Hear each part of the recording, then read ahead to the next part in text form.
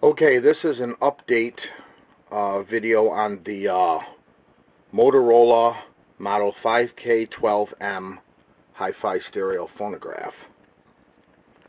Before putting this back together, I noticed a possible safety concern that I wanted to show.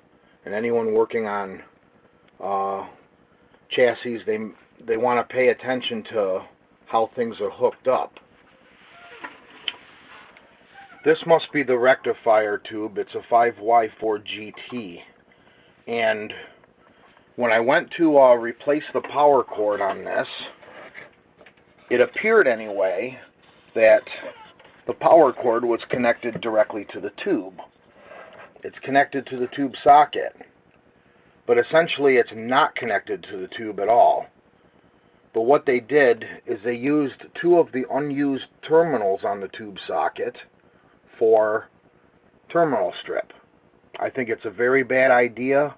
I'm not going to change this, but I am going to make a notation on the chassis to do not substitute the tube, because this is a 5Y4GT, and I think I read somewhere that the 5Y4G is a different pin configuration and could cause a problem. As I wiggle the tube back and forth, you will see the pins moving in and out that are in use.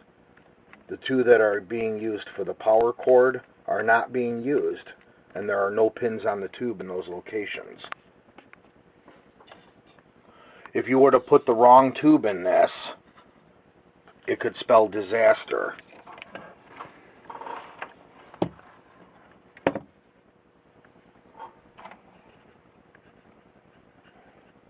As you will see if the camera will focus, there's actually 3 holes that aren't used. Well, you can see it on the bottom of the tube as well. If you were to put a 5Y4G in here, it may have pins there. I'd like to actually fill the holes with something to prevent that from happening. Now, in the old days, they used to have flyback transformer putty that you would re-encase cracked flybacks with. I don't want to put epoxy on there because it may heat up and crack this Bakelite. But any suggestions and something that I could caulk or fill the unused holes in this socket so that the wrong tube would not fit. I think this is a really bad idea. It's a cost-saving measure. As you can see, this is the original Motorola tube, and it's keyed, but there's 3 missing pins. And because of that, they used all 3 of them. Or no, there's actually one that isn't in use.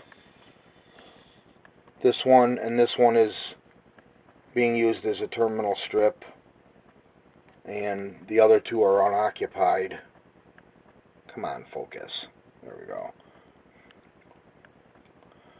So that's just a heads up on that. Be careful what tubes you put in, and pay attention if the power cord is connected to the socket like that. It's not actually connected to the tube. I've done my line cord, and I've done the fuse connection outside the chassis in this case. I didn't really want to put it inside. I felt a little bit better about putting it where you can get to it on this one. Now, a lot of people splice in heat shrink, but I take the extra time to very carefully uncrimp these and run the power cord directly into the fuse holder. Now, I'm not sure if these fuse holders are really UL approved for line voltage, because when you take the fuse out, the connections can become electrically exposed. Let's see if I can do this single-handedly. There's a lot of pressure on the spring.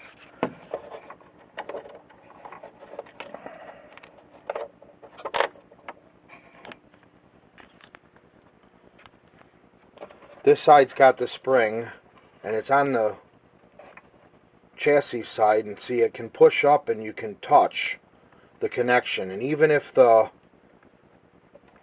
radio is plugged into an extension cord, this could have current on it. I am going to check the polarity and make this the hot side of the cord. I was at first going to make it the ground side of the cord so that if this side slid out, it wouldn't be a danger. But in recrimping and soldering it, I had to actually force it into the connector, so this will not slide back now. So I feel pretty safe at making this the hot side instead of this the hot, because the juice would go through the chassis. If you change the fuse without unplugging it, this slides back, you touch it, you get a shock. So these, I would believe, are not actually UL approved for the application. Everybody in the restoration industry uses them, as far as I know. They're usually hidden inside the radio.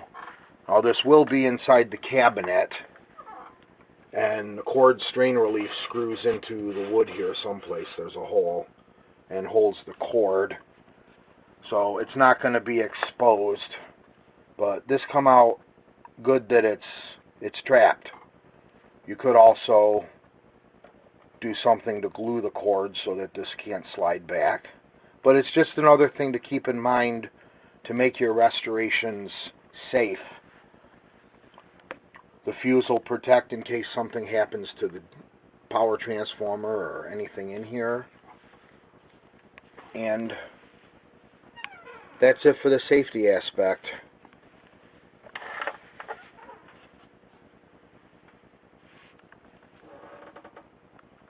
Completed restoration of a Motorola hi-fi phonograph.